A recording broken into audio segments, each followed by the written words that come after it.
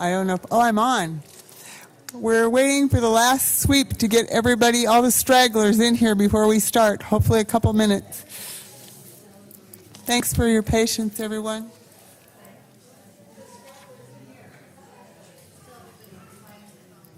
I'm sorry? Will you do me a favor? Bob's in the very back there. Anderson, would you take it to him? Please? Thank you. Oh, Jean's there. Maybe not.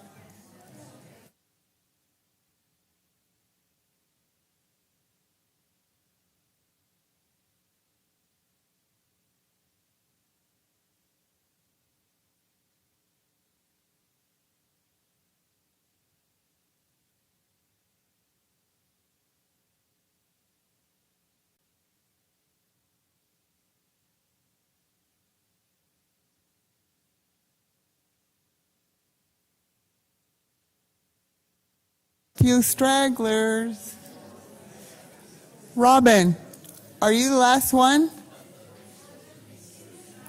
There's some more coming? 2 more coming. Thank you.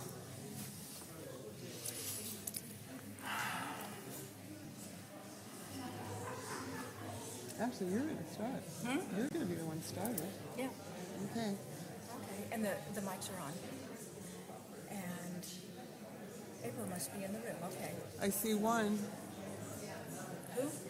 Well, she said 2 people coming. There's one.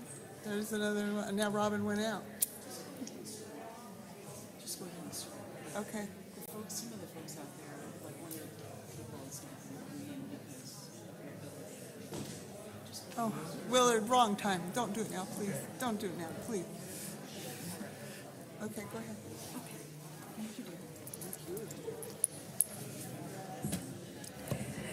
Welcome, everybody. Hello. Hello. I'm Gwyneth Lewis, a member here at First Congregational United Church of Christ in Albuquerque. And it is wonderful, a pleasure and an honor to welcome all of you who have come to celebrate the life of our esteemed and beloved Sally Alice Thompson. As a faith community here, we at First Congregational UCC are committed to working to fully embody being a racial justice church, peace with justice church, welcoming and affirming to people of all genders and sexualities, sanctuary and immigration, green justice, and a wise congregation for mental health. No matter where you are on life's journey, you are welcome here. Bienvenidos. And now I'm going to share our land acknowledgement that we do here at First Congregational. We acknowledge that the land and waters of what we now call the Americas, and specifically New Mexico, were first occupied by indigenous peoples at least 12,000 years ago. We acknowledge that the middle Rio Grande Valley was settled by Puebloan people from the Chaco Canyon culture area at least 800 years ago, and that their descendants still reside in Pueblo communities and throughout our state and nation today. We acknowledge that Europeans and their descendants took most of the lands and waters of New Mexico and of the United States from indigenous peoples by force or fraud, beginning over 400 years ago. In doing so, they replaced an indigenous culture of connection and relationship to the land and waters and every living thing with a European culture of ownership and exploitation. We thank the descendants of the original inhabitants of this place for continuing to uphold their culture of relationship and respect for Mother Earth in the face of centuries of efforts at genocide, assimilation, and exploitation. We strive to listen to and learn from the original peoples so that Mother Earth can continue to support all our people and all other living things to the 7th generation and beyond. Bienvenidos. You are welcome here.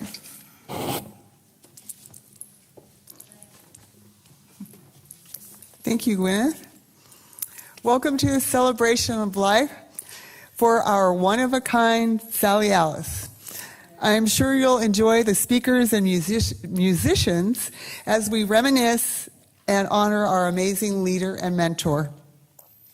I'm not sure when Sally and Alice and Dawn became Unitarians, but I remember her telling me the story of purchasing the land at the corner of Comanche and Carlisle for First Unitarian Church. She said in the early 50s, it was absolutely in the middle of nowhere. And everyone worried that they might be off their rockers buying a piece of land that was so far out of town and only had dirt road access. A little bit more than a decade later, the Unitarians and the Universalist faiths merged, and we're now known as UUs. Our symbol is a flaming chalice. The chalice was used for giving a healing drink to others, and the flame on top of the chalice was often used to represent a spirit of helpfulness and sacrifice. We begin our services by lighting the chalice, and the words magically appear. So please join me as we read this together, and Gwyneth will light the chalice. Life is a gift for which we are grateful.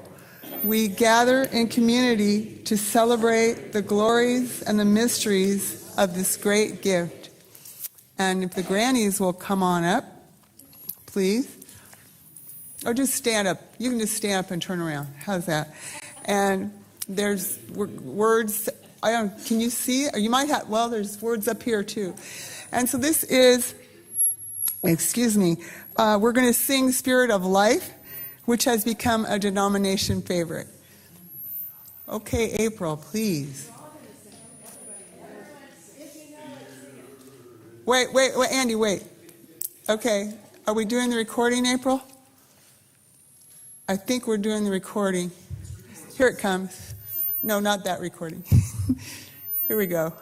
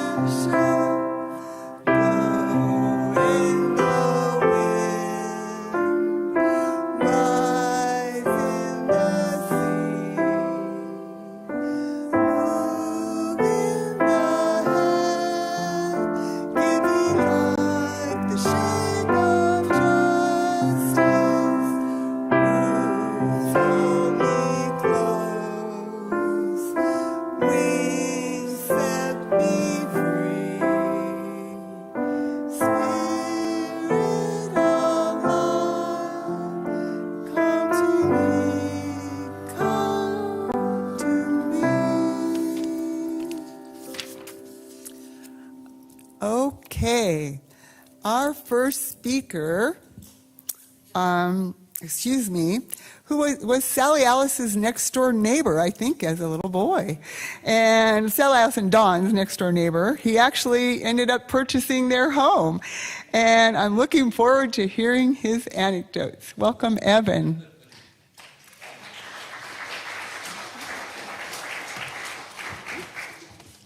Thank you. To stand before so many individuals today in memory of my dear friend Sally is not only humbling but terrifying at the same time to one such as I, who really lacks the age, experience, and wisdom to pontificate a tyrant figure such as Sally. My frame of mind comes from being her neighbor for 43 years. In that time, though, my family would experience nothing but hospitality, kindness, and love from both her and Dawn.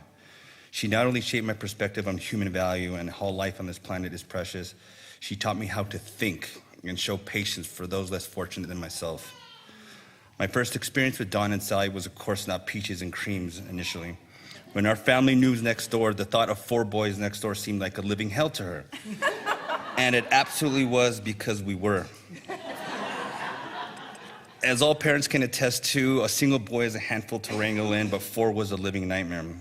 But as the years progressed and we got older, Sally's compassion deepened for us, and soon my brothers and I would be swimming in their pool every year all summer, which to me was some of the happiest times of my life. And I want to believe Sally did too. I think hearing the innocence of young children laughing and playing was something she deeply missed, and maybe it was just the universe giving her the opportunity to experience it once more. A question for the philosophers, I suppose. But perhaps what I find the most valuable and humbling to admit, though, which is that no high school or college education could ever teach me, was Sally taught me perspective. We have to remember that Sally lived through the Great Depression, World War II, the Korean War, Vietnam, multiple economic crises, 9/11, crazy election cycles, climate change, and COVID. And many times she could have given up and rested on her laurels, but alas, she never faltered. I could say with confidence, I value Sally's opinion more than an Ivy League professor's facts. Her razor-sharp memory and mischievous wit was something very rare for individuals her age, so naturally I gravitated towards that. Not to mention the places she traveled and individuals she met over time would take me 3 lifetimes just to catch up. It's no wonder I considered Sally in the highest regard along with my own mother. Because for me and my own generation, sadly, we are inclined to be upset and angry at a system which reinforces the anger and vitriol towards one another through 24 news and social media. To hate and despise one another because they don't fall in line with our own myopic belief systems. Sally taught me otherwise, and she fought against that type of evil and doubt. In those conscious decisions of how we should feel in those moments, waiting in the grocery store line with everyone upset at the cashier, or at the stoplight in congested traffic, or simply alone in a room with our own thoughts that torture us, or pissed off at the healthcare system not functioning because we think it's unfair. It is in those moments of comparison to Sally's perspective that we still don't know what struggle and perseverance truly means, because it was peace and love above all else that was important in her lens. That we all have things in common no matter the culture or language barrier. She did not fight against corporations or governments because she felt she was bored or that she wanted to win. No, she did it because she fundamentally knew there was a better system guided by love and compassion that would replace the current one, and she believed that in her last dying breath. In that regard, that perspective will always humble and ground me whenever I lose faith. She simply never gave up. To summarize, because there are more eloquent and well-versed individuals who can express the accolades and the compliments of Sally better than I ever could, I'll simply conclude that I consider myself one of the luckiest humans in this room because I live next door to an angel who I would call family. Her humanity was second to none.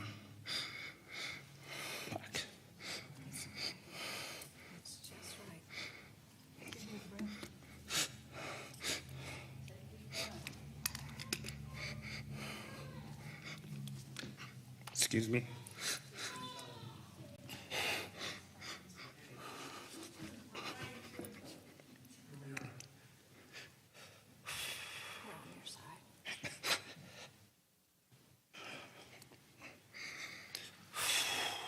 Her humanity was second to none, and I would trade 50 Bill Gates for one Sally if I could.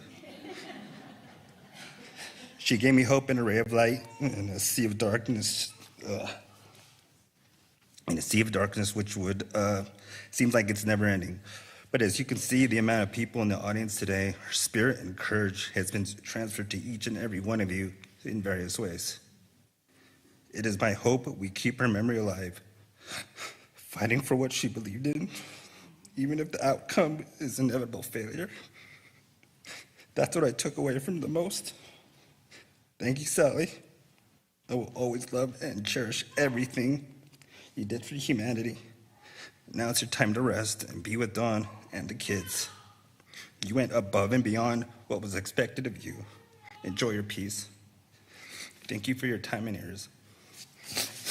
Beautiful. Oh, thank you.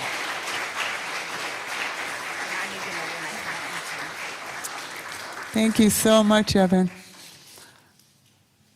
So maybe between Evan and the next speaker, they knew Sally Alice the longest.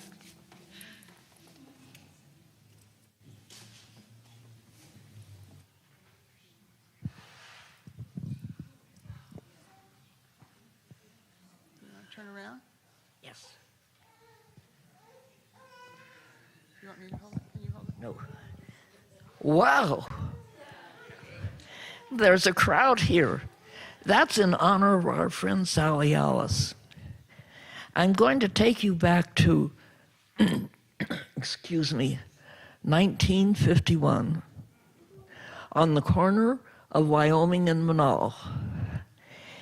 The Humphreys, who were bona fide communists, at that time in New Mexico, we had a bona fide communist party. And who was there working on this little sod farm? Sally Alice and Don Thompson. And Don was then a legislator. People would come to the sod farm, and we would take a tractor and pull up rolls of sod. People would take them home and have an instant lawn. Don't you wish we still had that on the corner? So, over the years, Sally Alice and I became fast friends, but Don and Joe were faster than we were. At that time, Don was a legislator, and we went to the legislature on a regular basis. I'm about to be out of breath. About that time, we were transferred to Las Vegas, Nevada.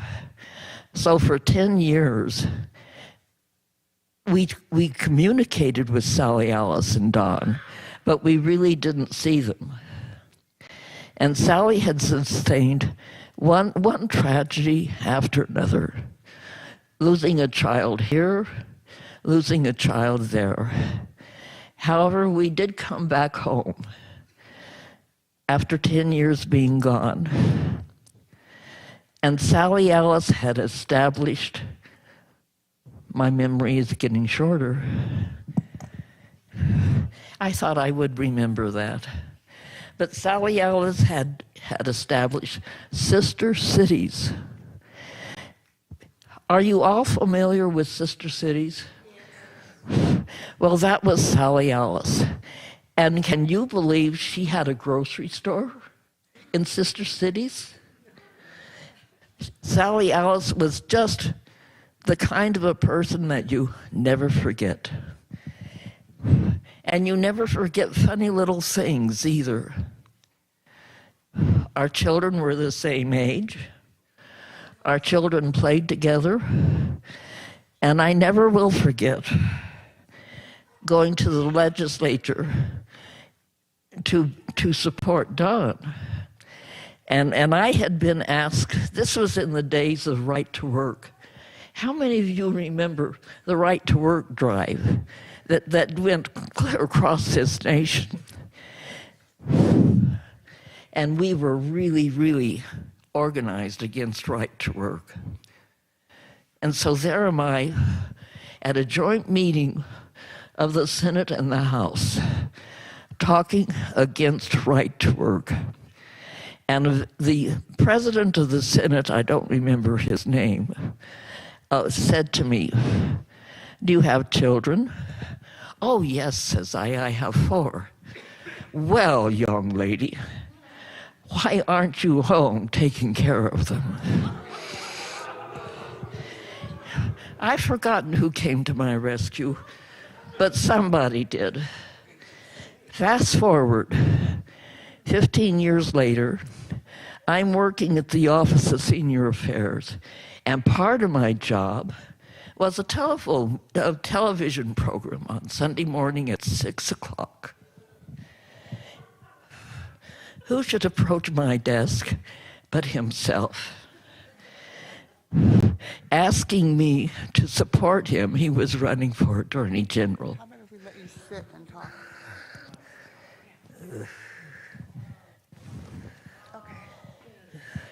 And of course, I was not about to support him for Attorney General.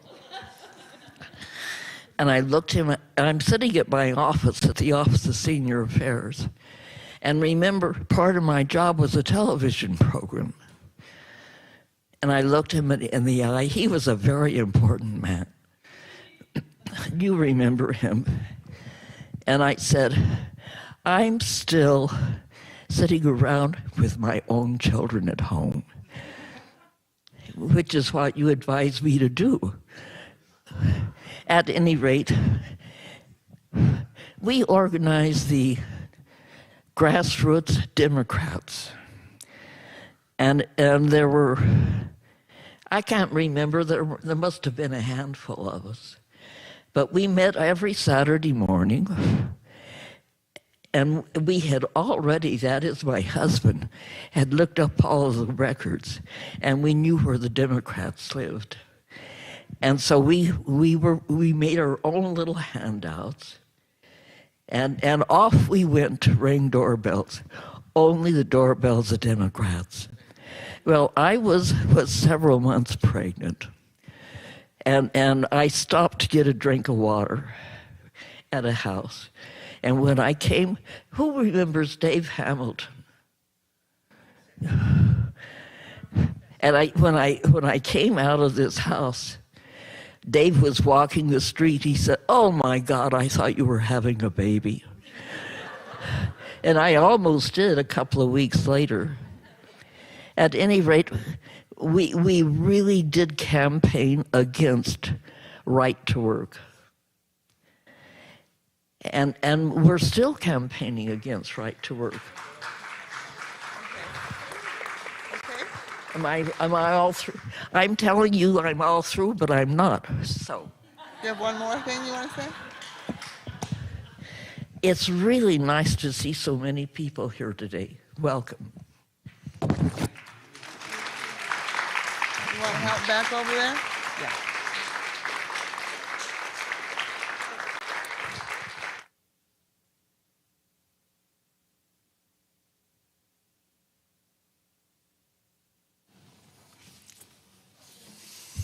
I didn't really introduce Mandy Pino, but I'm guessing most of you know her. Okay. We now have Bonnie Bloom. She's going to sing a song for us. And I want to welcome singer-songwriter Bonnie Bloom. I'm sorry. Many of you may recall Bonnie from way back when she helped out at the Peace Center, and her band, Bonnie and the Boomerangs, played many a benefit there. She's going to introduce her own first piece.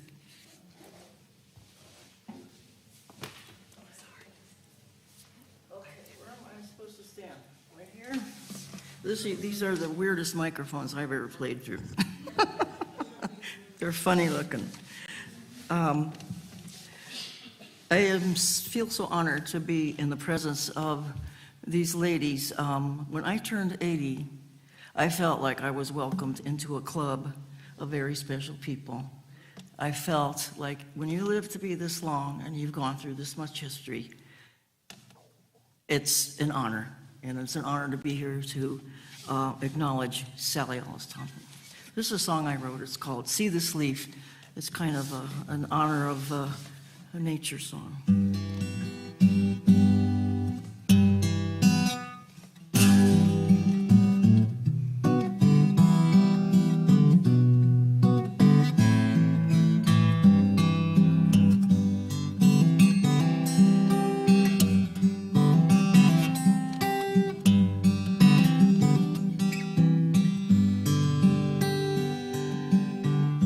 See this leaf, it's a record of the day, and see it's got your sign engraved upon the back. I picked it up as I walked along the road, searching for the truth and searching for the fact. And the sun beat upon the drums of earth, and the wind played a harp, and the river sang a song of mystery as it flowed right through the heart. The world has moved, and now the purple night creaks along its ancient track.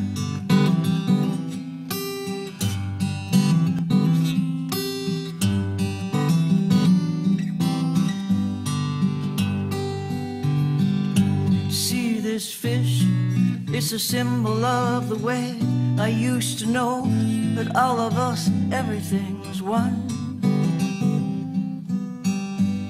His brother swims near the bottom of the creek, and now the fear of separation's nearly gone. And the sun beat upon the drums of earth, and the wind played her harp, and the river sang a song of mystery as it flowed right through the heart.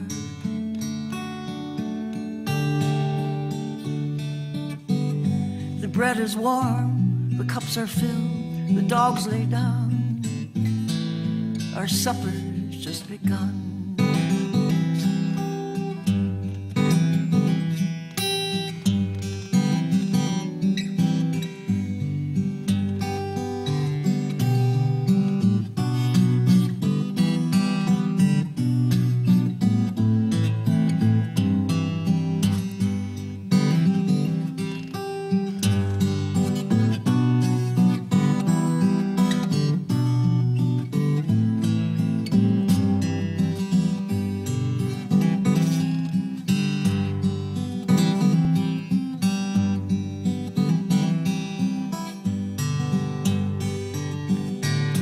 Children's tongues like all, and that these tiny threads make a fortunate brocade.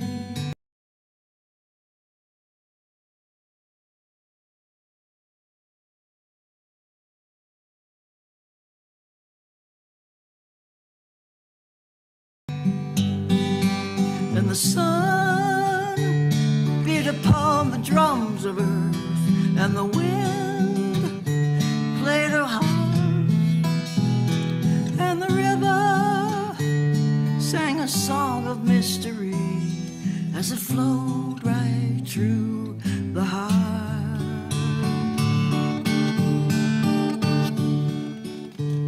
I like this cloth.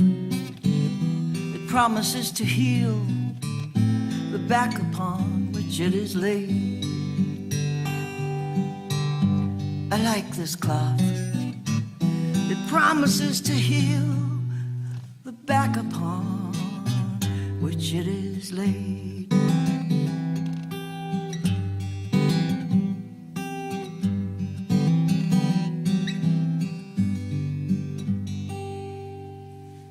Thank you.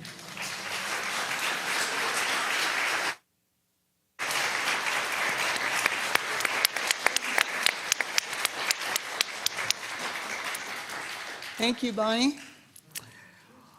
While most 90-year-olds are enjoying their retirement, Sally Alice decided to learn a new skill. She decided she was going to learn how to play the guitar. After the celebration of life, you can ask her instructor how she fared as a 90-year-old with us today. Thank you. Tell that to my parents.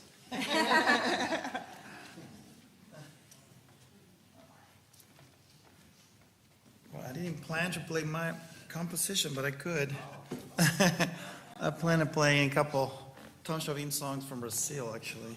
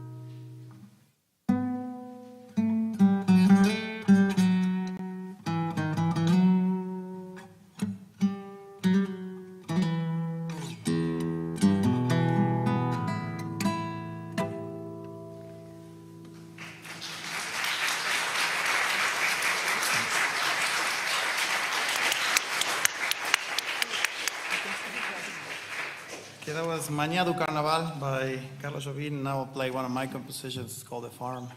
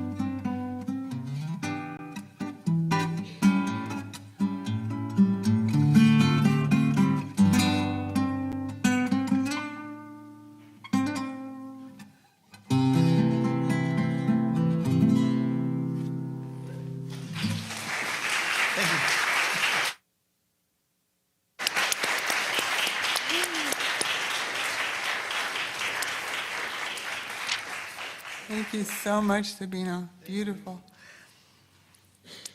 Okay. So now, I don't know where you come in the list of knowing Sally Alice the longest between Mandy and Evan, but Gwyneth Lewis has the great distinction of being in one of Sally Alice's fourth grade classes. She has decades of knowledge and spicy tales to share. Hi again, everyone. Yeah, I met Mrs. Thompson when she was my fourth grade teacher at Montezuma Elementary some 60 years ago. I can't come close to you, Mandy, but 60 is not bad.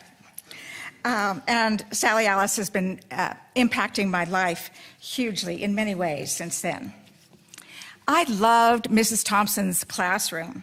I'd stare at the emerald green poster of Machu Picchu in Peru, marvel at her captivating stories about wild animals as we laid our heads on our desks to listen, and enjoyed her teaching us to dance La Vesuviana and Glowworm.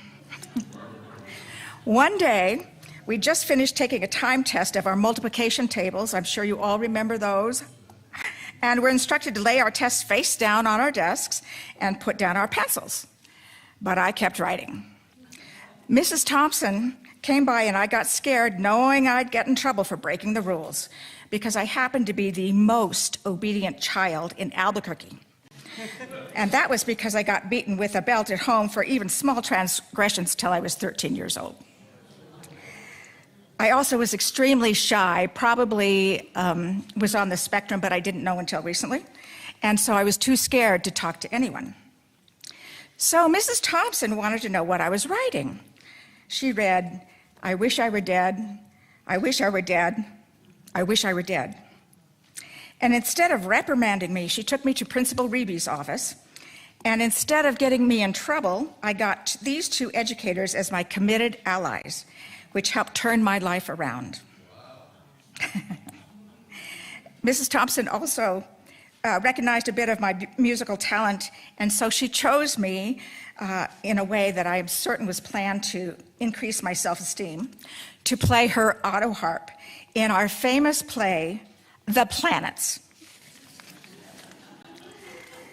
Though I've gone through some very hard times since, I've never felt it felt so desperate.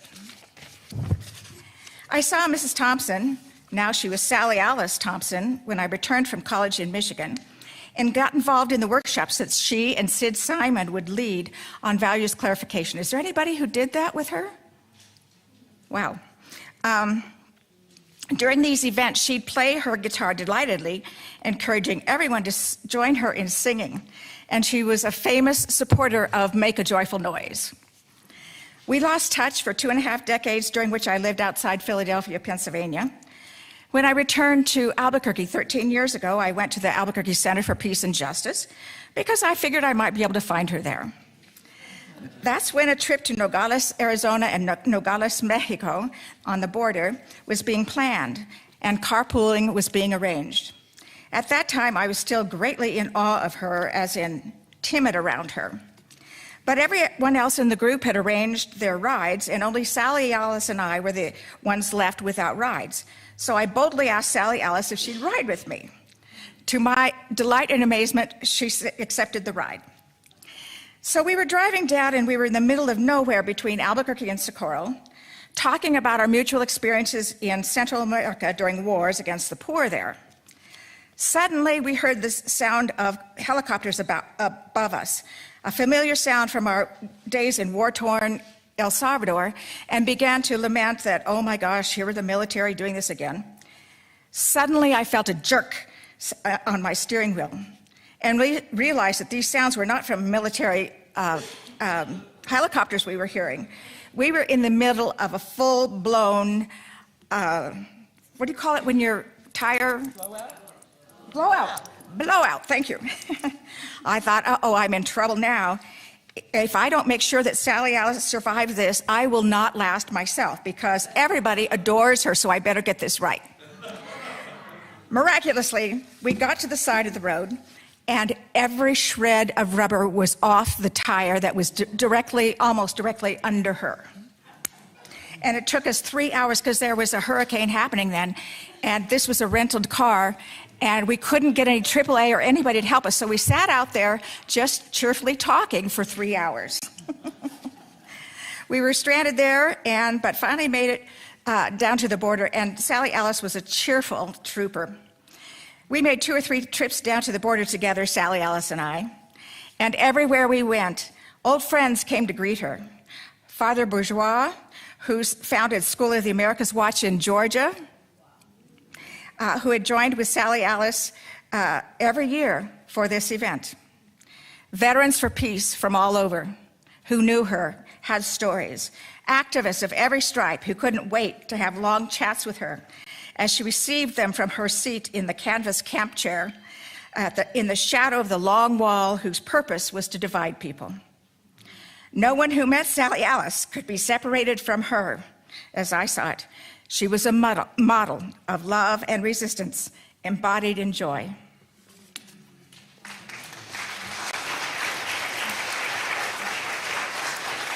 Thanks, Gwen. That was wonderful. Thank you. Okay.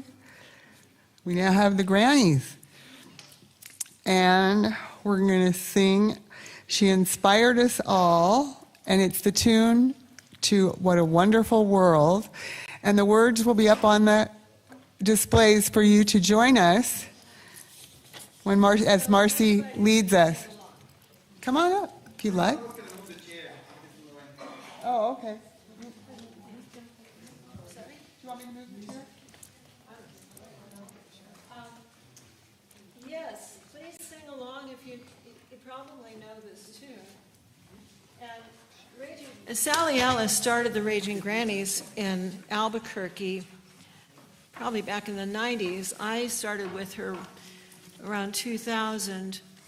And what Raging Grannies, they're a long tradition, started in Canada back in the 80s during the Ban the Bomb movement. Anyway, what we do is we find tunes that a lot of people know, and hopefully most people know who can sing along. And then we rewrite the lyrics. But this one was written, this one I wrote specifically for Sally Ellis. And please sing along if you know it.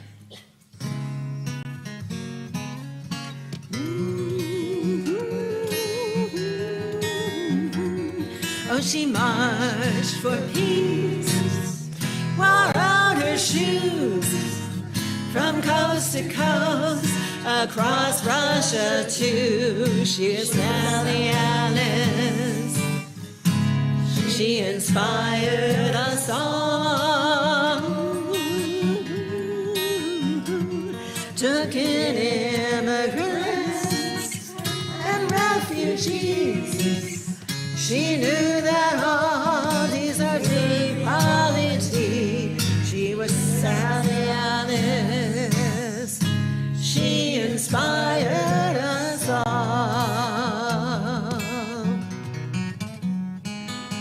A lyricist and writer, I've seen her in the streets, from serving in the Navy to veterans for peace. She would travel the world, and wherever she'd go, kindness and grace are what she'd sow. With the world a mess, so much to say, she kept on striving to make it more fair. She's what Sally Ellis. She inspired us all.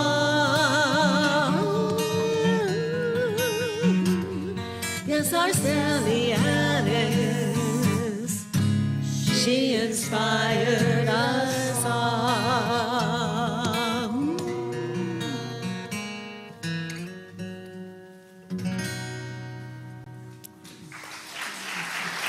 You sounded.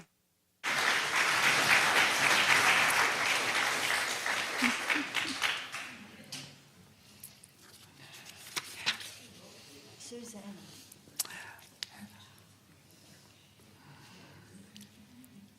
And next we have Jim Janko, and I'm going to let him share with us about his relationship with Sally Ellis.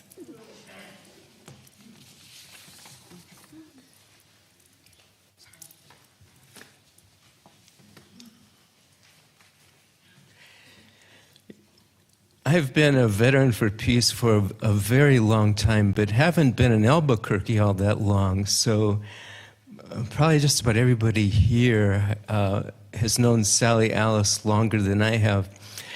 And, you know, I would see her, before I actually got to know her, I would see her at just about every peace and justice thing that I ever went to. She would be there. So I knew her, you know, before I really met her. And during her last, 6 months or so, I visited her a lot at Brookdale. And she was so sharp. I'm 75 years old. And one time I was talking and I lost my train of thought. And I said, Sally Ellis, what was I saying? And she told me. So that was our Sally Ellis, 100 years old, you know. And anyway, she loved poetry. I love poetry. And so I'm going to give you a poem by Joy Harjo, who was our our country's first indigenous poet laureate. And it's a life and death poem. It embraces everything.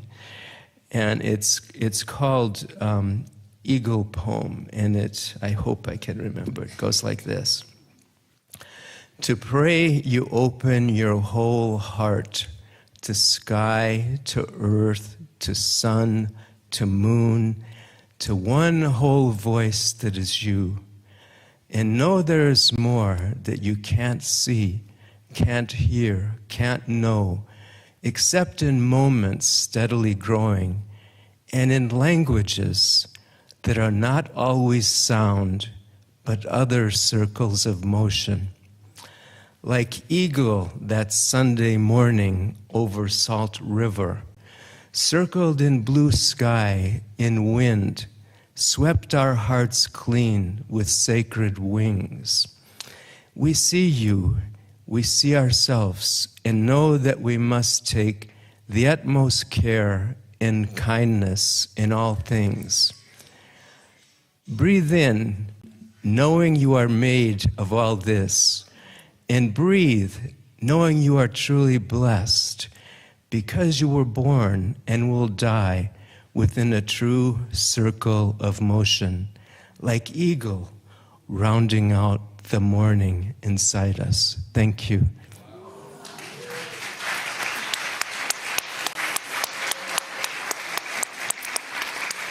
That was beautiful. Thank you, Janko. I forgot to announce at the beginning, I've heard a couple of them. Could everybody please silence your telephones if you haven't done it already? Thank you. And James Cooper composed We Can Be People of Peace several years ago. It's more than fitting to honor Sally Alice. He's going to sing the verses and with his self-accompaniment, and he invites you all to join the grannies in singing the chorus.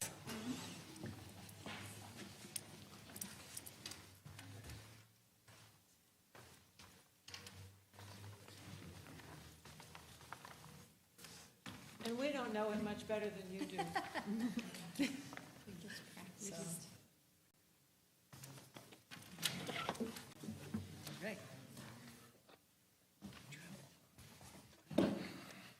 You don't need to plug in. He's got the mic. Yeah, but we did the sound check with it plugged in, so sticking with that. Just a few months ago, I think it was last spring, my wife Susanna and I went to Brookdale and visited Sally Alice in her apartment, and we decided to sing this song, which I had written, because it seemed totally appropriate for her, and I think she enjoyed it, and it was our honor to do that. This is not to a familiar tune like the other, like Granny's tunes. It's the one I wrote, but the Grannies will sing this chorus 3 times, and you'll see the words up on the screens. So you'll hear them at the beginning, and if you can get the hang of it and join in like you did a few minutes ago, it would be great to add to their voices. So they will be singing the first time, and then in the middle, and then the end.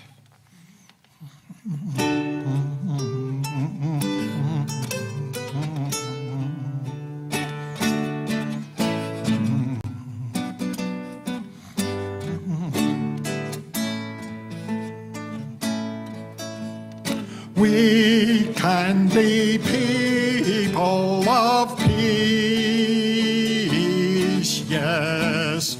We can be a voice against violence.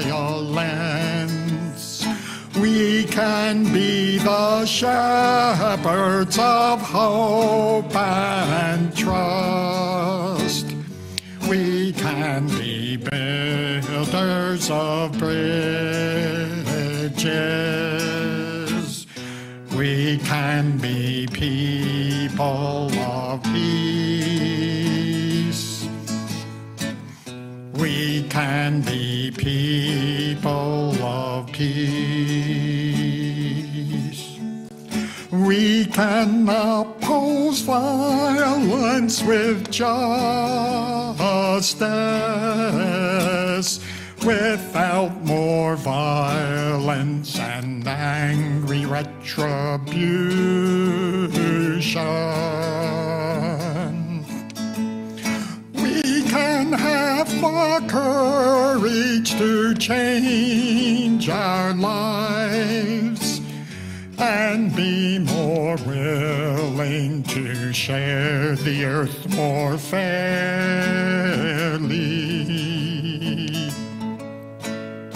We can be people of peace. We can show respect for our enemies and not forget they are human souls like we are. And we can choose words to shed light and truth, and not to try to make treachery seem normal. We can be people of peace. We can be people of peace, yes. We can be a voice against violence. We can be the shepherds of hope and trust. We can be builders of bridges.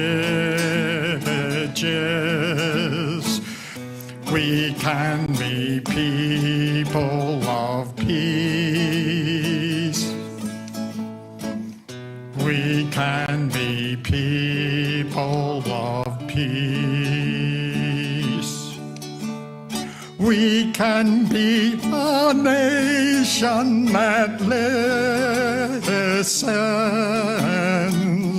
We can be known for seeking understanding. We can seek to find why one hates us and show we're willing to undo any wrongs we've done. We can be people of peace. We can stand for peace of the nations,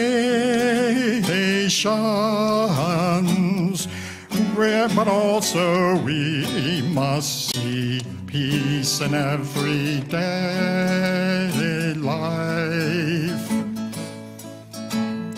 and can send a message to all the world by seeking first to find peace within our own hearts.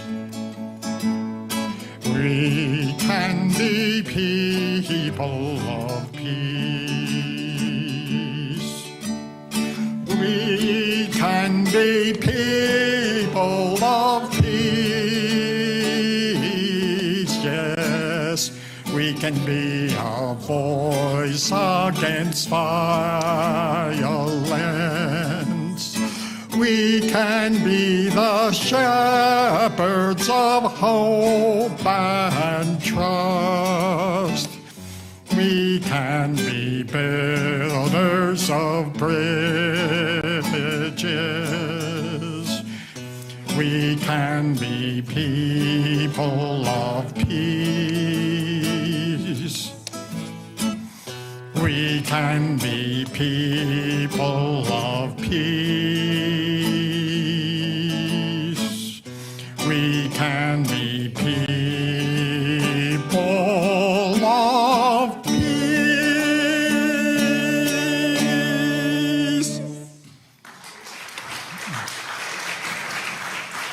Thank you.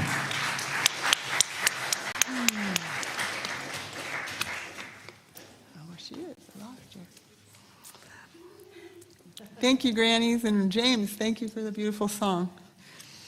Our next speaker was the first person to sign up to speak. Hildegard Adams found a perfect poem befitting our celebration that she'd like to share with us.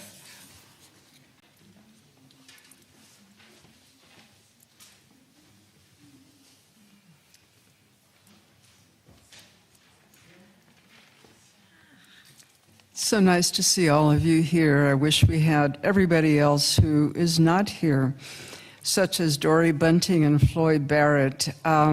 It's been my privilege to know our amazing elders. Quite a few years ago, I joined the coordinating council at the Peace and Justice Center. Back in the day where things were easy, I have to tell you, it was easy then. We were renters across the street from where the Peace Center is today. And due to the generosity of elders and, some fundraising, we were able to pay the rent every month, even back then we thought, well, can we pay the rent next month? We didn't know. But anyhow, we carried on. But compared to the challenges that the Peace Center faces today, it really was a lot easier. So we had our regular meetings where I met Sally Alice and Dory and Floyd and others Lee Sims, others that you may or may not know, depending on how long you've been around. And we took care of a little business. We always had a potluck. We ate well. We had a lot of laughs, and then we went home. And today, the Peace Center is struggling quite a bit more. Most of you know this. And if it were not for Sally, Alice, and Don, and our other generous elders, there would be no Peace Center in Albuquerque. So one of my fond memories, I have so many memories, but one of my fond memories is this happened after Don had already passed. So we had a mortgage that Don and Sally Alice carried when we bought the Baha'i building, which today is the Peace Center. And they gave us that mortgage at 1%. Anyway, super generous, of course. But we did pay back the mortgage month after month. And sometime after Don had passed, Sally Alice got to thinking, and she said, I'm going to will you this building after I die anyway, so why don't I do it sooner? And we did. So we had January 1st of that year, we had a big party at the Peace Center, and we burned the mortgage. And that is why there's a Peace Center today. So the reason I'm bringing all that up is that I encourage all of you to donate to the Peace and Justice Center in the memory of Sally Alice, because we are definitely still struggling. I did find, I'm not going to speak very long, but before her green burial, which unfortunately I could not attend, I was looking online to see if I could find a great poem to read at that event. And I found one, and it is very short, and it's also very perfect for her. And I'm sorry to say I didn't see an author of the poem, so I can't tell you. But I will read this poem. The title is Gone From Us. Gone from us, that smiling face, the cheerful, pleasant ways, the heart that won so many friends in bygone busy days. A life made beautiful by kindly deeds, a helping hand for others' needs. To a beautiful life comes a peaceful end. She died as she lived, everyone's friend.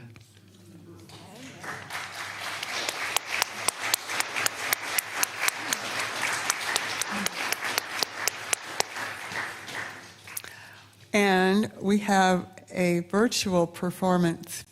Peter Niels wanted to be with us. He's on our organizing committee too, and he got COVID, I don't know, about 10 days ago and recouped, and then he got knocked down again yesterday. So we're going to have Peter virtually singing one of his compositions.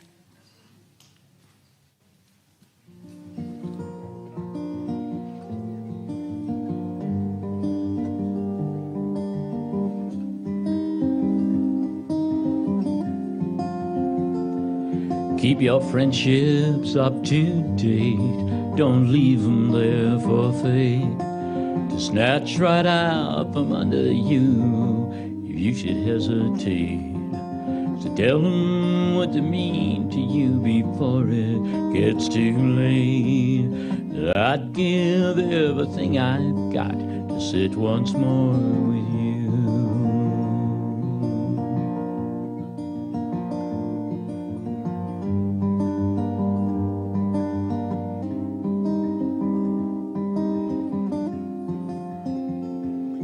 Most often we'd agree, occasionally not, thanks to mutual respect.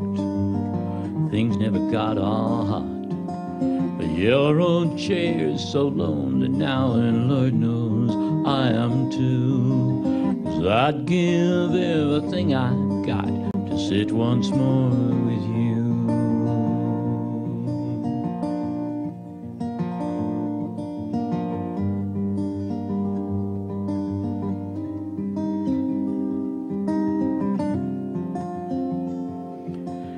Take a day for granted at our age seems so sad. We know our days are numbered now, though we may not know when we'll get the call to leave this stage. So fare you well, my friend, 'cause I'd give everything I've got to sit once more with you.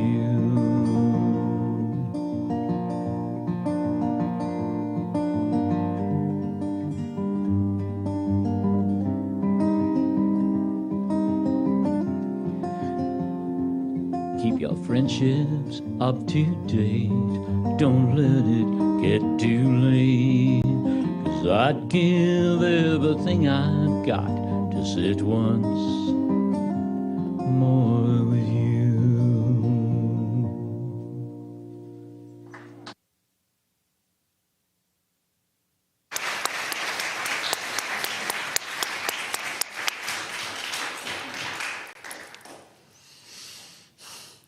Besides adopting two sets of siblings, Bob and Jean also adopted Sally Alice.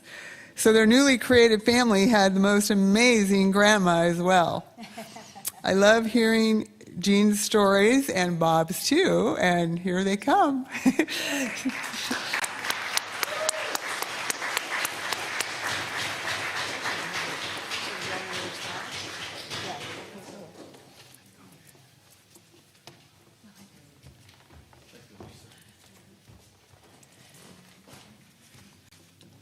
First of all, I'd like to make a couple of little tiny announcements. One is there are folks joining us on Zoom, and I think at least one biological relative of Sally Alice is on the Zoom. So, I see a bunch of faces up there on the screen. So we will have the Zoom in the hall when we're having our potluck, and the folks are invited to still be on the Zoom. They've been told, I believe, or I'm telling them now, that we're going to do a toast to Sally Alice at 7 o'clock. So you're invited if you'd like to stop by the Zoom out there and say hello to the folks there, and chat a little bit with them. Whether you know them or not, I mean, they were someone in Sally Alice's life, and so they were part of our family, right? And we are all one family here. I see people from all corners of her life, but we all have the same expression on our faces, and that is because we all had the same glimpse of goodness. And I'd like to talk about that in a minute. This is another phase of that. I'd like to also say thank you to everybody who brought food, who volunteered, who helped out. I'd like to say a special thank you because there was one person who has very quietly done something very key. And he's new to town. His daughter is named for Allison, or for Alice, Sally Alice. Her name's Allison. She's a month and 15 days old. And he volunteered to help set up. I mean, a lot of us are older, you know, hips, shoulders, all that. And Jim Jenko said, we're looking for people who can lift. And we could only think of like 4 people. And all 4 of them are back there, you know? And so, anyway, Justin, it was his one day off. He works 6 days a week at the Golden Pride, by the way, makes the best burritos there. And so, you know, he was off on Sundays, and so he said he'd help. Well, they shifted his schedule. He gets 1 day off a year. You see where this is going? He took that day off to be here in honor of his child's namesake. So I thought I would let you know that. Yay, Justin. It's our son-in-law over there. Okay. And so Sally Alice was, you know, we all know it. She was just wonderful. She was spicy, she was sassy, she was saucy, she was all of those things. She liked to make this Roman Catholic blush, and she did a good job. You know, I was a Roman Catholic first grade teacher, and I still am, and I can blush when spicy, saucy jokes are going on, and she would do that and just cackle and look at me. So, but I'm not going to talk about that. She was an amazing organizer. She was a very effective protester. She was creative. She had flair and compassion. And she was more than that. I heard Hildegard mention, and I was thinking the same thing, you know, of Floy and Dory, and I'm sure there were very many more, but I had the privilege of knowing Floy and Dory and Sally Alice. And Rosamond. And Enid, oh God, Enid, yes. And they were people, you know, we gravitated toward them, right? Didn't we love to be in Sally Alice's presence? Wasn't it a joy to just be in the room with her? Whether we were just sitting there talking about flowers, or talking about Bush, or talking about Kamala Harris, or talking about Joe Biden, or talking about favorite colors, or, you know, anything. It was just a joy to be there. And I think it's because she was a truly good person. Truly good. And she and her husband, Don too, I'm going to count him into that crowd, they lived their lives in such a way that they very quietly and in the background did all of these things that none of us know all of them. We don't even know half of them. We're always constantly finding out another one. And I imagine for the rest of our lives we will. And there was often they did it in secret so nobody would know. And there was no reward for them. They had no reward from that other than the fact that they really cared about whoever it was that they were helping. It was just purely out of compassion and selflessness. We have walked among giants. Little Floy was a giant. Dory, Sally Alice, Enid, you know? Don Thompson, and I'm sure we could list off about 17 more. But we have walked among giants. And when we see Sally Alice go, you know, we can say this is the end of an era, but I don't think that's the case. For one thing, I don't think she's gone. I was with her very, like, minute to minute during the last week or so of her life. And I can't tell you how many people said, Sally Alice, send me a sign, you know? Send me a sign. And she had a lot of requests, and I was beginning to forget all of them. I was thinking maybe I should write them down for her, but I knew she couldn't take the note with her. So I was like, is she going to remember all this? Well, then people would come back to me and say, one person asked her for a butterfly on her birthday, her friend Beth from Brookdale. And Beth wrote to me and she said, I saw 4 butterflies on my birthday. And, you know, I know there were a lot of people who asked for signs.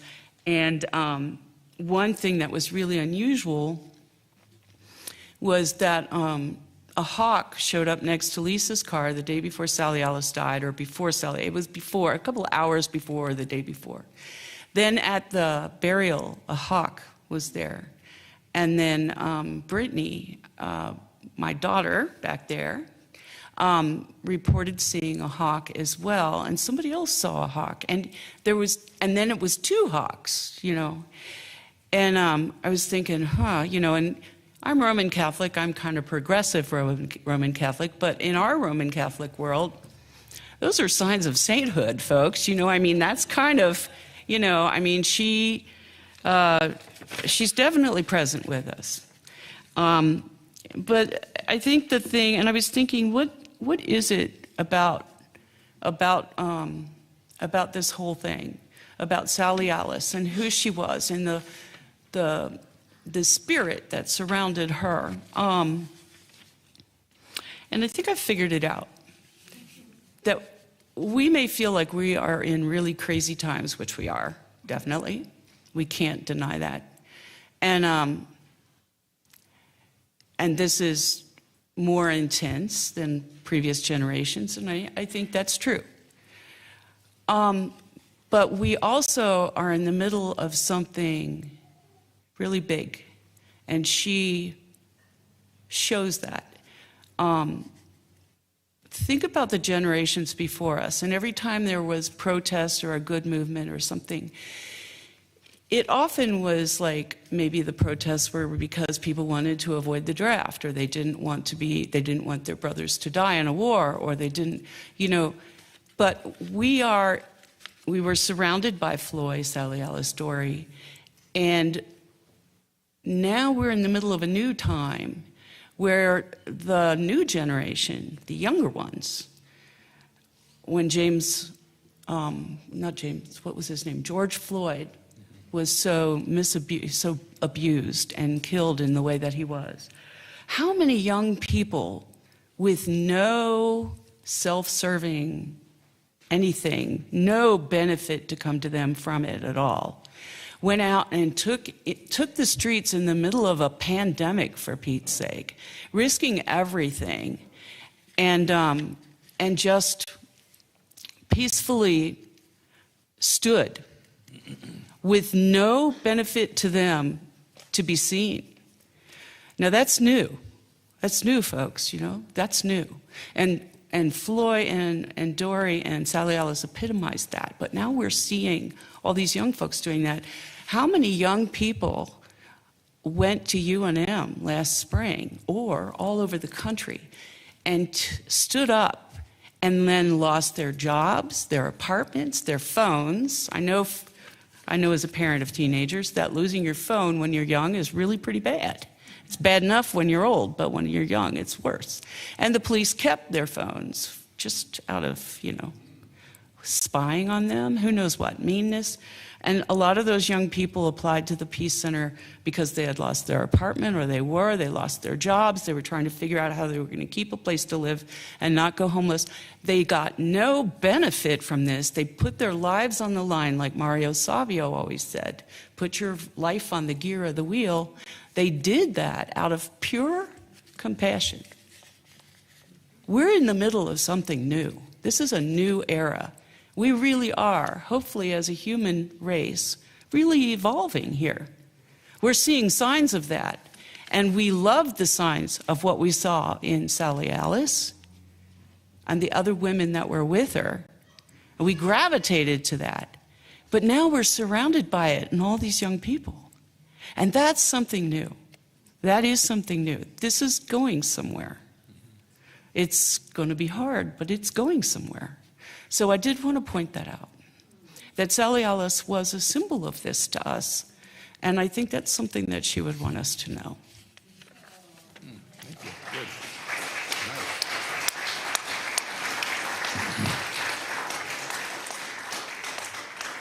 Definitely she would. I mean, right now tonight downtown there's a demonstration that's been called about police brutality. The police killed a young man a couple nights ago, was handcuffed. I guess he'd been in the back of the police car, and they shot him somehow. And so there's a demonstration right now going on downtown. We'll probably see it on the news tonight. And she would be there tonight if she was still with us and, you know, able to get around. That's the kind of person she would be. I think she'd probably say, you know, if there's no justice, there's no peace.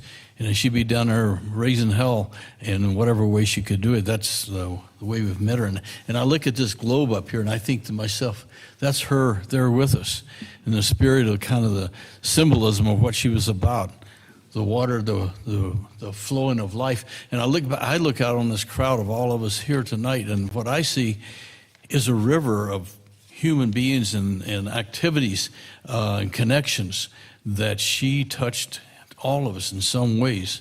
And it's still going on, you know, and it's like it's a real commemoration of life in a sense, and a positive thing like what Gina's saying. I didn't know what she was going to say before him, but it was really good. I think she's right about that. I met Sally Alice. I just want to tell you a couple little stories.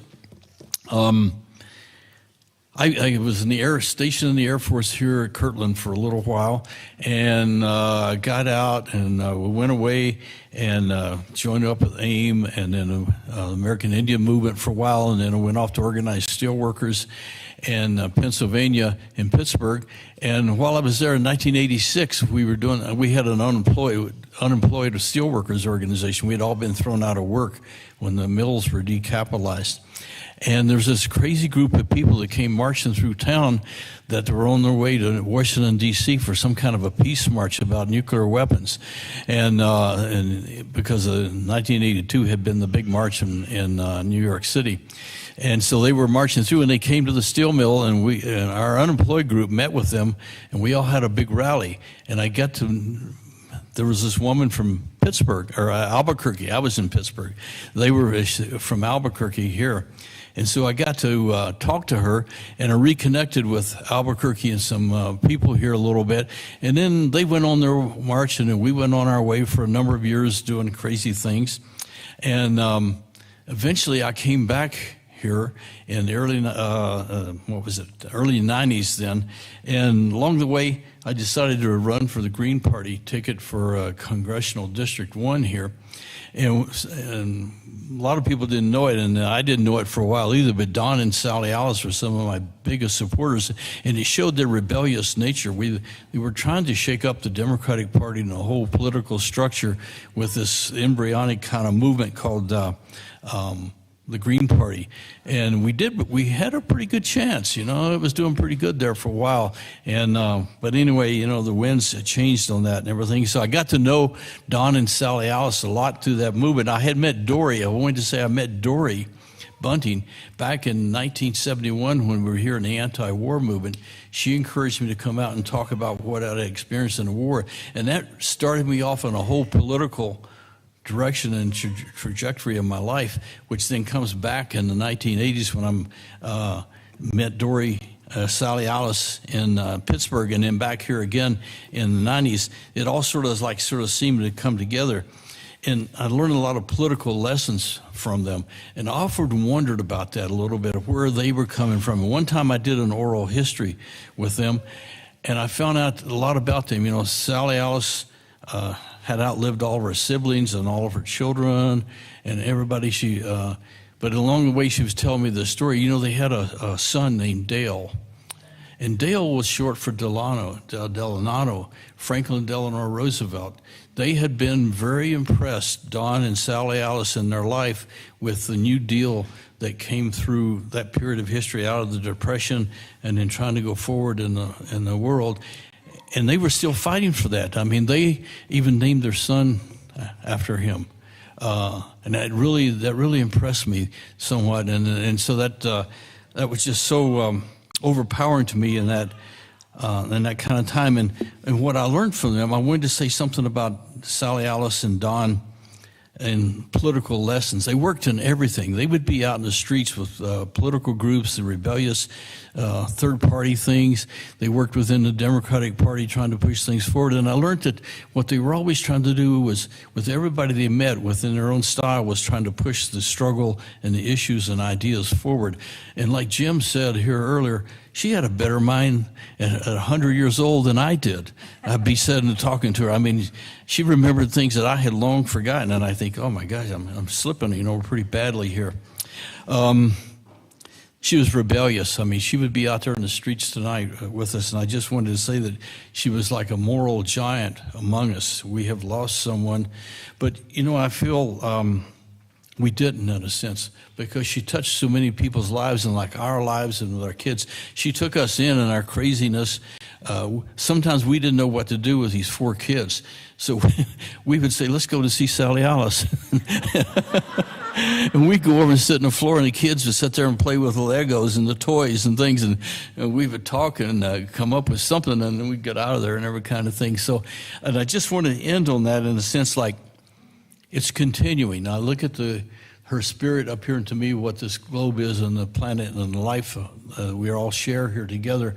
But with our new granddaughter back here, who's just over a month old, named after Sally Alice. And so it's continuing. It's not over. And like Gene says, this generation is changing things, and I just feel, that it's there and it's there with us. So thank you all for being here for her. It's a river that we're all swimming in here. Thank you.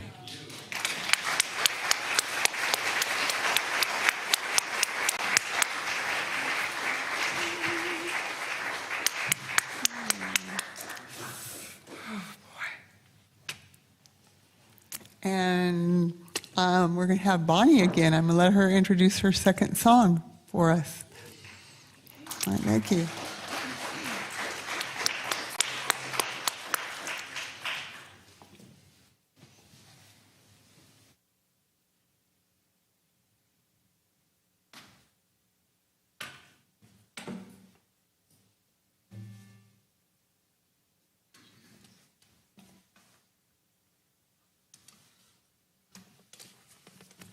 Okay, sound people, I'll try not to mess with the microphones this time.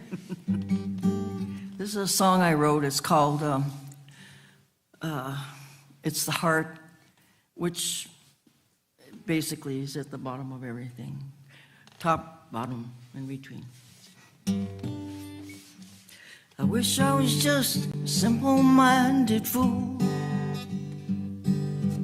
living in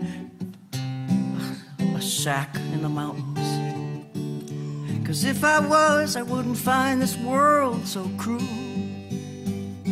and I could burn this madman's road map. Yes, it's the heart. Oh, whoa, whoa, whoa. Yes, it's the heart. Oh, whoa, whoa, whoa, whoa. Yes, it's the heart. Oh, whoa, whoa, whoa, whoa. Among us all, that keeps this pale phantom of love alive to my burning eyes. Sometimes deep in the night, when reason eludes my mind, I find myself back on the streets again. And then the lapse of desire keep shoving on my spine, the locks and bolts of time and space and pain. Yes, it's the heart. Oh, whoa, whoa, whoa, whoa. Yes, it's the heart. Oh, whoa, whoa, whoa, whoa. Yes, it's the heart.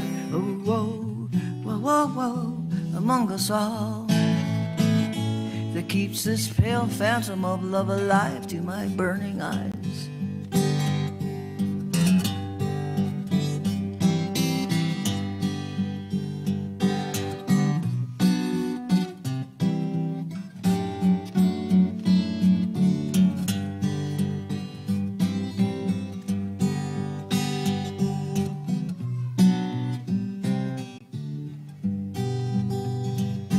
Last night I saw your hands blazing lights with triggers of compassion on the line. Then you moved your fingers to the right, and I could see your face was crazy, just like mine. Yes, it's the heart. Oh, whoa, whoa, whoa, whoa. Yes, it's the heart. Oh, whoa, whoa, whoa, whoa. Yes, it's the heart. Oh, whoa, whoa, whoa, whoa. Among us all, that keeps this pale phantom of love alive to my burning eyes. Is there anybody here who knows my name? That doesn't fit exactly in my shoes. 'Cause if there is, then we can be the same. Just beggars on the road singing the blues. Yes, it's the heart. Oh, whoa, whoa, whoa, whoa. Yes, it's the heart. Oh, whoa, whoa, whoa, whoa. Yes, it's the heart. Oh, whoa, whoa, whoa, whoa. Among us all, that keeps this pale phantom of love alive to my burning eyes.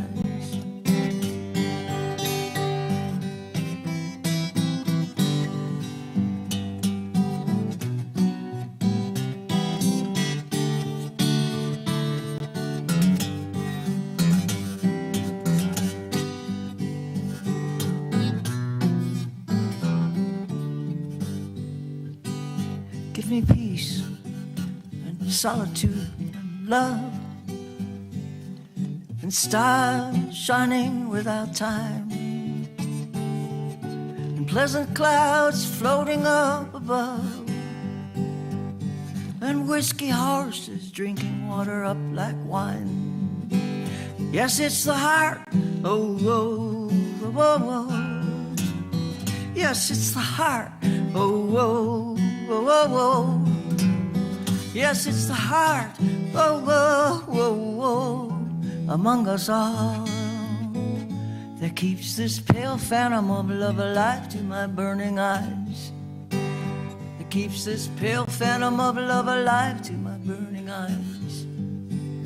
It keeps this pale phantom of love alive to my burning eyes.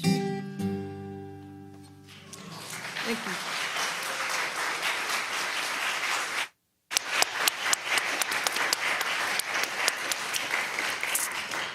And Bonnie called me first thing this morning and said she wasn't feeling well. And I said, oh no. And so she really buckled up and came. And thank you so much. It was so worth it. Thank you.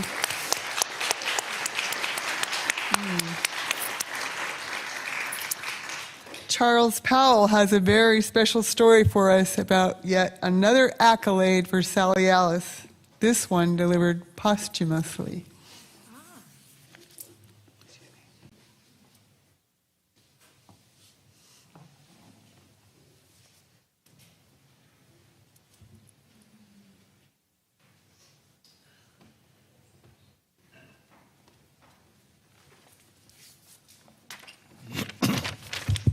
Hi, friends and neighbors. I first came to Albuquerque in 1986. Our National Veterans for Peace organization started in 1985. That's our founding year, 1985, in Portland, Maine. People here, mainly veterans, started meeting around organizing a chapter of Veterans for Peace here in Albuquerque. But long before that, I had things in common with Donald and Sally Alice Thompson. Whenever I'd go to a NAACP meeting, that's the National Association for the Advancement of Colored People, they would be there. When I would go to SWAP meetings, that's the Southwest Organizing Project, they would be there. if I went to the biopark, to different events there, Don and Sally Alice would be there. The ACLU, American Civil Liberties Union, they were there. For a short time, we had an active labor party in New Mexico. Don and Sally Alice were a part of it. I'm sure I'm forgetting some things. I struggle with my memory nowadays. But the bottom line is that they were everywhere doing good things. And because I knew them from these other organizations, when they put out the word that they wanted to organize a chapter of Veterans for Peace, and they started having meetings, I wanted to be a part of it, so I attended those meetings. The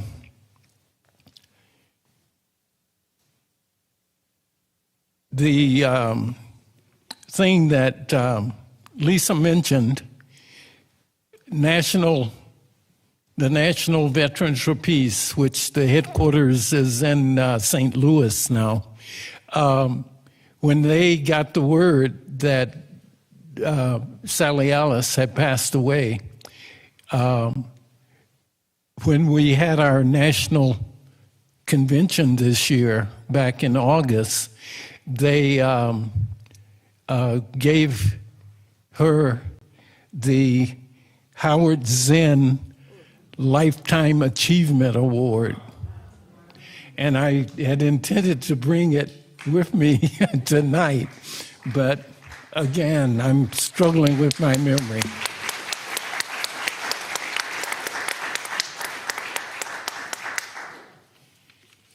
I guess that's all I have to say, unless you want me to tell you about the night Sally Alice and I slept together. Oh, yes.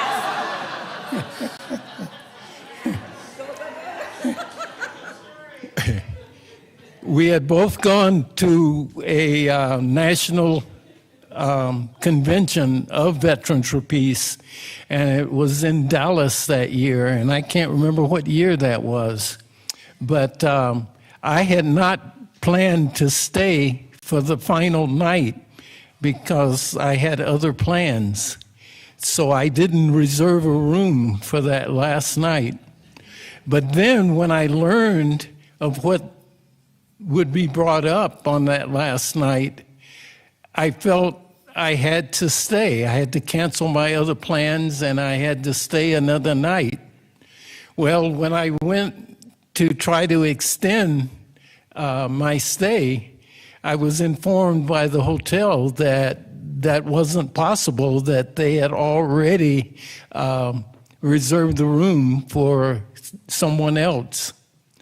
So I wasn't sure what I was going to do, but the word got to Sally Alice that I had this predicament. So she invited me to stay with her for that night. And I accepted that generous offer. And there was only one bed in the room, a queen-size bed, and we both behaved ourselves.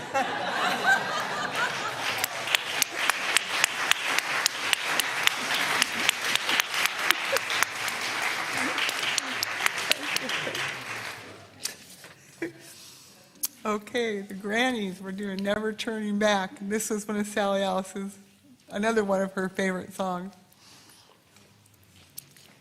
It's real easy. You can join us to pick up the tune. If you know the song, please sing along. If you don't know it, you'll catch on quickly because it's very repetitive. Oh, wait, I got to get my lyrics. Sorry.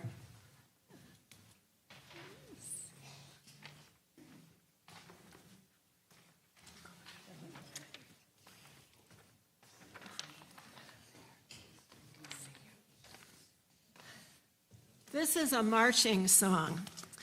And you know Sally Alice did a lot of marches. from Albuquerque to Santa Fe to get money out of politics, across the country against war, across the Soviet Union. I mean, and whenever there was any kind of a peace march or march for a good cause, she was in it, often leading. And this song is the kind of song that you sing when you're marching, and you make up the verses as you go along. I have a file full of Raging Granny songs, and this one, I've got about 3 pages of lyrics that you can use it for anything. You could throw it, you can just make up the verse and throw it in, and but we're only going to sing about five or six of the verses. Yeah. Can we just What's that? do the first 4? Can we just do the first 4? Because we're really over. They're short. Sorry. Okay. You threw me off there.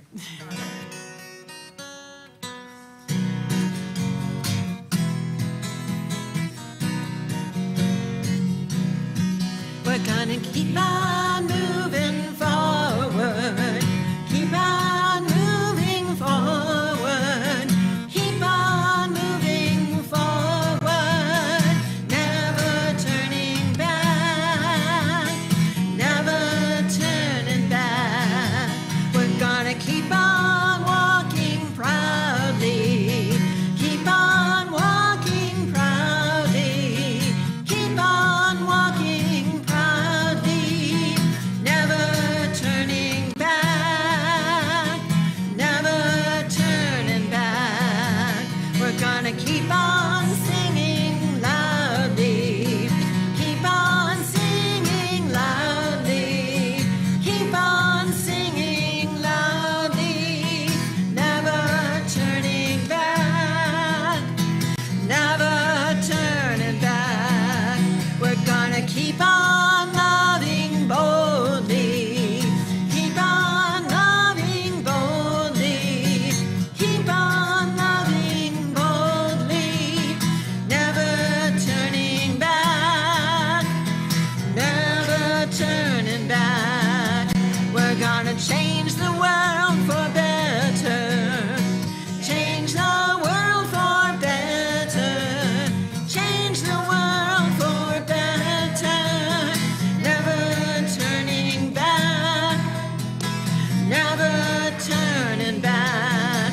We're gonna light this night together. Light this night together. Light this night together. Never turning back. Never turning back.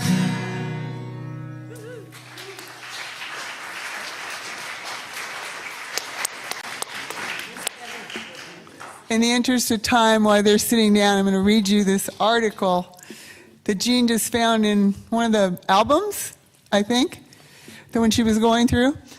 And it was cut out right to the edges, so there was no date, but I extrapolated the date. So it either had to be in late 94 or early 95. And I'm guessing it's from the Albuquerque paper, so the title is Second Woman on Police Force. A former school teacher and graduate of the University of Iowa, Mrs. Alice J. Sally Thompson, 31, will become a member of the police force today, giving the department its second policewoman. How many people knew about this? Notice no hands.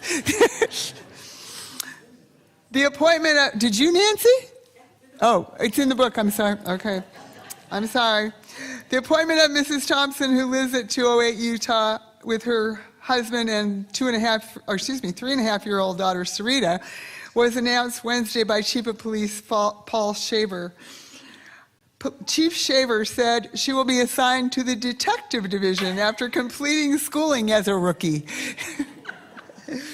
An Albuquerque resident for 2 years and an employee of the Social Security Office, Mrs. Thompson earned a Bachelor of Science at the University of Iowa, then taught school at Keota, Iowa. Her husband, Donald, teaches at Emerson School, so I thought that was fun. We just found that. Okay. So I think everyone knows for logistics, I'm looking for Jean. She went back. Are there 2 tables of mementos? There are 3. One of them, table number 1, do not take home. That has to stay. But table number 2 and table number 3 are all things that you can take and keep. And in fact, we hope you will take and keep it. So. Did everyone hear that? Okay, Mandy, and anybody else. So the first table, meaning walking in the door, the first table, so where you walked in the door, the first table is meant just to look at and observe, and the second 2 tables are mementos that you are encouraged to take and keep, if there's one there that touches you, okay? Please extend a big thanks to members of the organizing committee that was led by Jean Pauls with, thank you, Jean, Gwyneth Lewis, Jim Janko, M. Ward, Charles Powell, Laura Lucero, and myself taking supporting roles. Also, thanks to all the wonderful volunteers that helped us with setup, potluck, being greeters, and organizing. If you're able to stay until the end, please help us with the cleanup. We really could use your help, and we'd appreciate it. And perhaps maybe since we had to pull you in here, maybe some of you were looking at the murals that are in there, the 6 posters. You might find yourself on one of them. And we'll break for the potluck as soon as we sing our last song, read our last reading, and extinguish the chalice. So Marcy's going to provide the accompaniment. The grannies will lead us in our closing song, yet another one of Sally Alice's favorites, Finlandia. Come on up here, grannies. I'm Lisa Silva. I'm sorry. Thank you, Andy. Thank you. Thank you. Lisa picked this one out. This is a song that Sally Alice particularly liked in the hymnal, the UU hymnal. Come on up.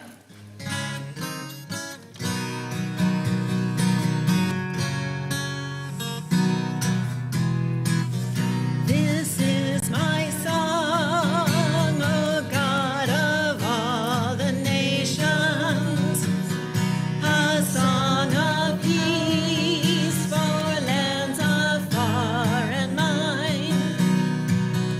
This is my home, the country where my heart is.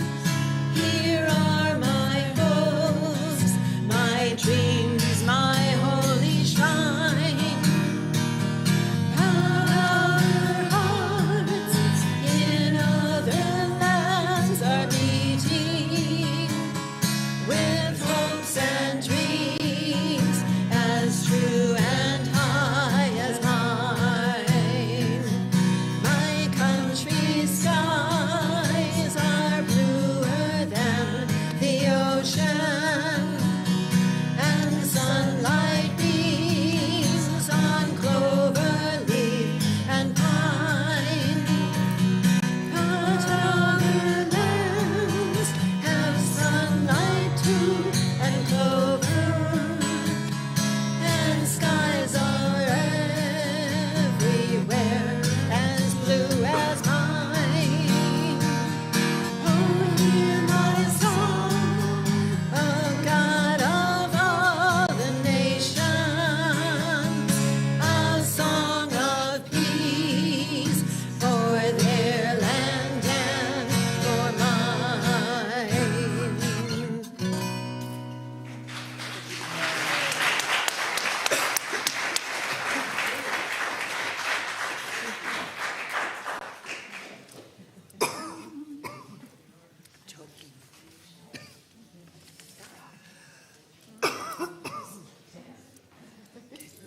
Lead the responsive reading.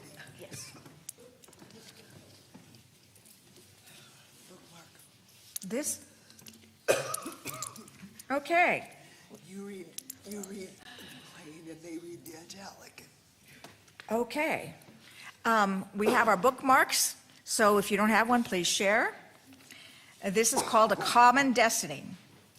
All living substance All substance of energy, being, and purpose are united and share the same destiny. Together, all people, those we love and those we know not of, are united and share the same destiny. Birth to death, we share this unity with the sun, earth, our brothers and sisters, strangers, flowers of the field, snowflakes, volcanoes, and moonbeams. Birth, life, death, unknown, known, unknown, our destiny, from unknown to unknown. May we have the faith to accept this mystery and build upon its everlasting truth. Shalom Ashe, hope or desire, and it's a Yoruba saying, Amen. Go now in peace and blessed be.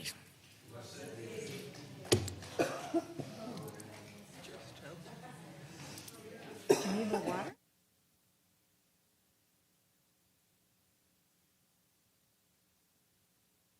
Eat. Break bread together. Thank you. So glad you're here. Me too. I just all of a sudden I couldn't see. I couldn't breathe. I just started gasping. I know, that happens to me too. It's scary.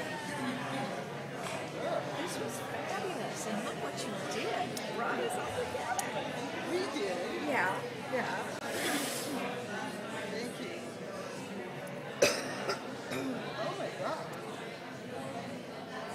I just in the middle of a song. I was just gasping. I couldn't sing.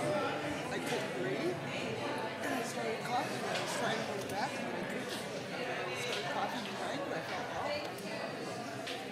Thank you. That was wonderful. It was rumbling. It just stopped. And I couldn't breathe. And I can get some water from right over here. It was wonderful. It was all right. It was beautiful. It was wonderful, Marcy. Thank you. That there's no trash. There's trash around the corner. I can take it. Yeah. This was so special. We got it all recorded. Too bad I have her choking at the end. Nobody will notice. We will be so engrossed in all the beauty of this. It was really nice. Yes, and hearing stories, you know. Oh, look at that picture of her. I love it. Oh, isn't that a beautiful picture? And girl, you in that? Ooh, I want a picture of us at some point tonight. All right, well, we can do that. Oh my gosh. Well, hopefully not with tears in my eyes. Thanks, Bob. Until the end.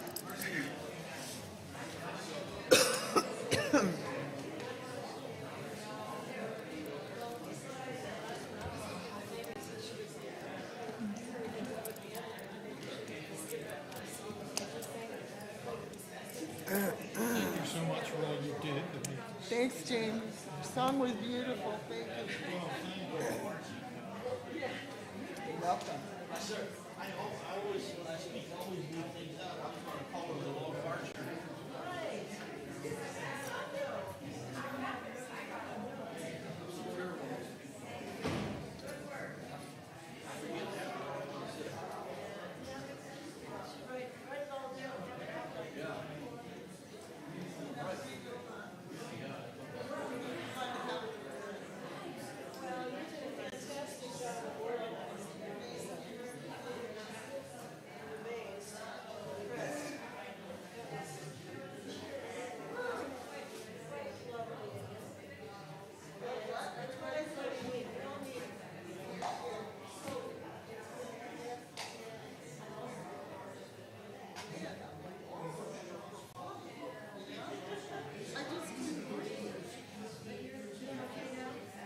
I'm getting some more Kleenex.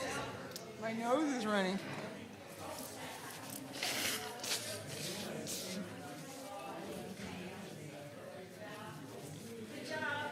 Thank you, Carol. Nice to see you here.